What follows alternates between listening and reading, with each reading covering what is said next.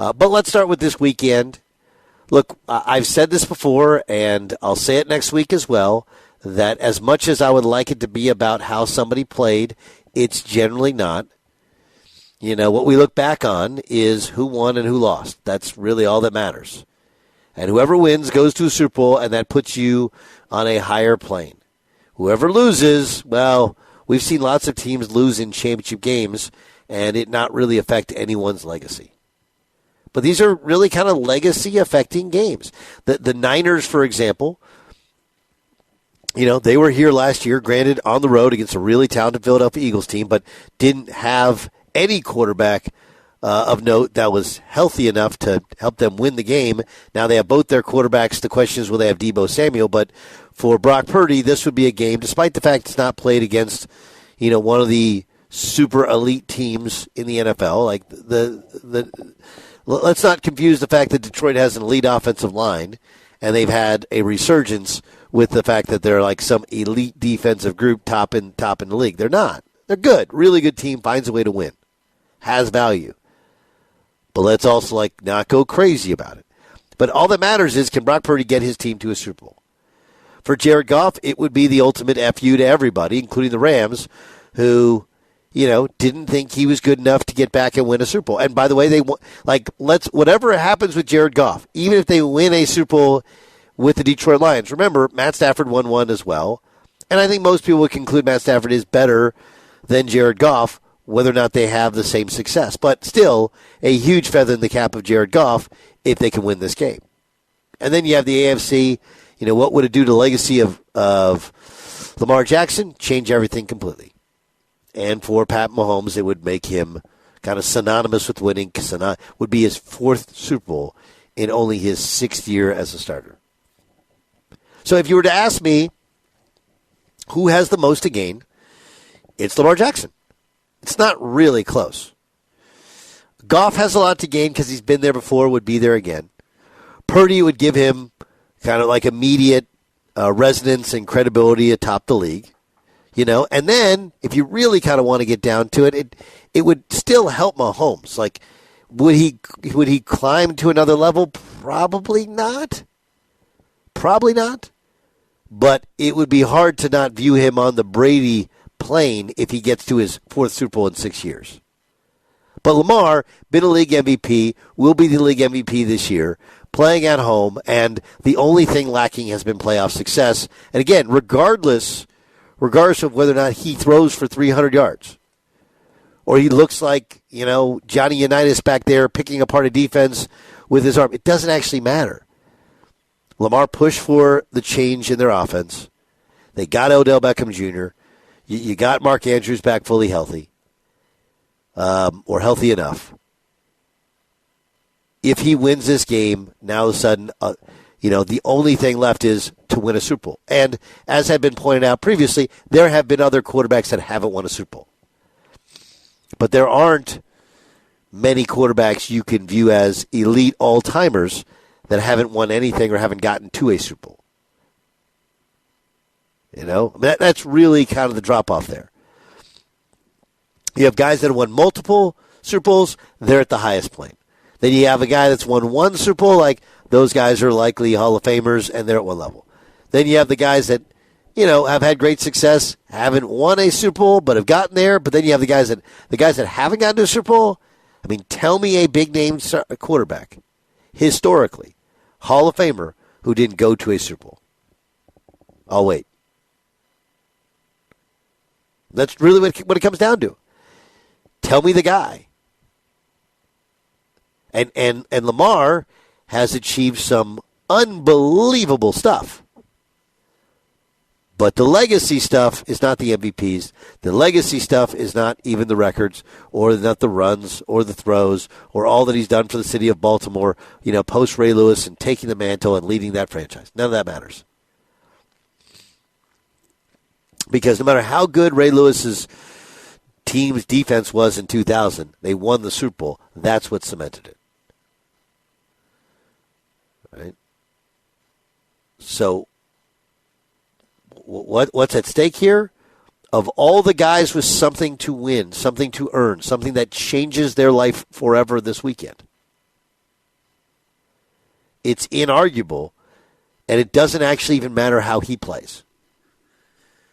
Right? Like Tom Brady a couple years ago when they went to the Super Bowl for Tampa Bay. He played great in the first half. They made that unbelievable throw right before halftime. And the second half, they just try to stop turning it over, Tom. He had 3 turnovers. Nobody mentions it. No, it was Aaron Rodgers couldn't score first 3 downs. They kick a field goal on 4th down. Then they try and get the ball back, and they don't. But no one mentions the fact that Brady was bad in the second half. Nobody. That's supposed to be clutch, winning time. You've been there. You've gotten us there. That was your 10th Super Bowl. 9 other times you've won the AFC Championship game. You got to play better, and he didn't.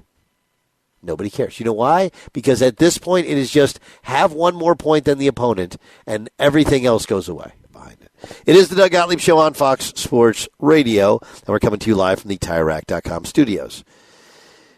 We got a big weekend upcoming, and Mark Dominic will help us give a sense of the games, the teams, the coaches, as he's a former general manager and head of scouting as well. We'll get his thoughts on some of the hires. One guy who may not be hired is Bill Belichick. And, look, it appeared that he was going to Atlanta. Now, all of a sudden, Atlanta moves on. They hire Raheem Morris.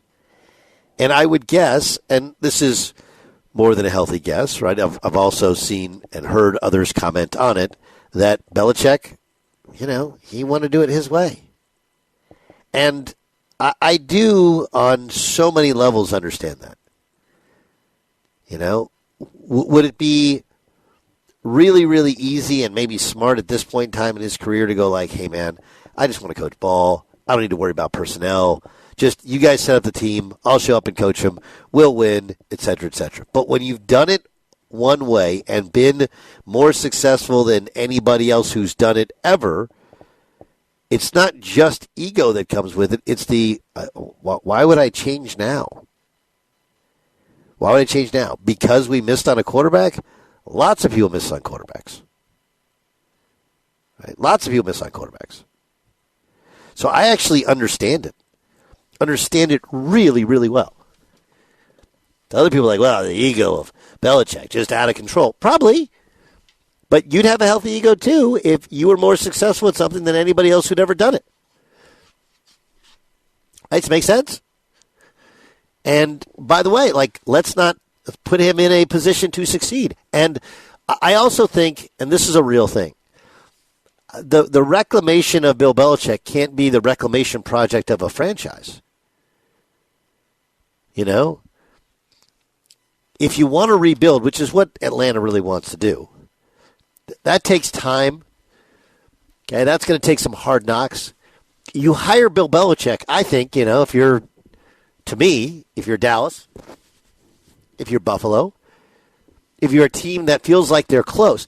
Honestly, if you were the LA Chargers, that would have made sense more because you feel like you're just a coach away from being competitive at the top of the league. And I think Atlanta's more than a coach away. All right, we'll get the thoughts of a man who's done those hires in the past. Yeah, go ahead, Jay Stu. And, I mean, the Atlanta thing just didn't even seem right to me. I don't know about you guys, but that just wasn't a very interesting combination, Belichick with Falcons. And it seems like if he does want to wait a year, which it looks like he's going to have to, it seems like next year there are some, desirable jobs. If McCarthy's contract is up, if Eagles' job is up. I saw Schefter say if Andy Reid retires, Belichick could be a fit there. So it seems like next year there might be some more substantive job openings for a Bill Belichick fit. What do you think? Yeah, I don't know. Yes, there potentially could be, but also, there potentially could be. And the Atlanta thing didn't make sense to me. Here's why it made sense to me. Everybody thinks Arthur Blank, he just wants to write a check, and you guys go out and win games. So there would be no interference from your owner. And I think that was obviously a part where he was frustrated with the Crafts and how it ended, whereas he felt like he was being micromanaged by people who didn't have the level of football acumen that he has. So that part of the partnership made sense. Nothing else made sense about it. To me, nothing else made sense. And then, you look at 2 that are still open, maybe even 3 that are still open. When you feel like the Washington Commanders, they're going to hire Ben Johnson. Everyone says it. He's the offensive coordinator of the Detroit Lions. And the only thing with Seattle was you thought it'd be Dan Quinn. There's no reason it hasn't been Dan Quinn already. But I would guess that if your team hasn't made a hire as of yet or isn't leaning towards or negotiating a hire, that's because there is, in fact, a plan. You just can't execute that plan until said team loses or said team advances to the Super Bowl, and you have that 2 weeks off in between.